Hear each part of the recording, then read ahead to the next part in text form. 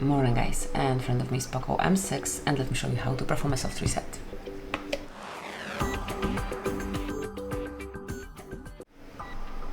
So basically all you have to do is tap on power button and hold it for around 10 seconds.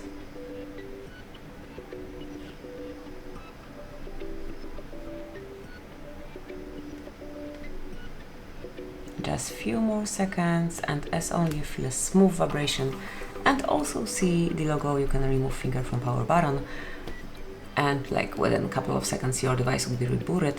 If it had some issues, if it's stuck for some unknown reason, it should all work properly right now.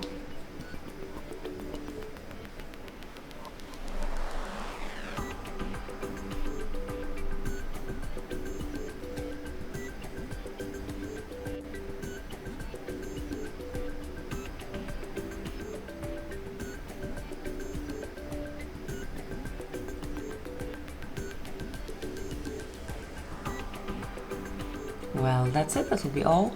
So, thank you for watching, please subscribe our channel and leave the thumbs up.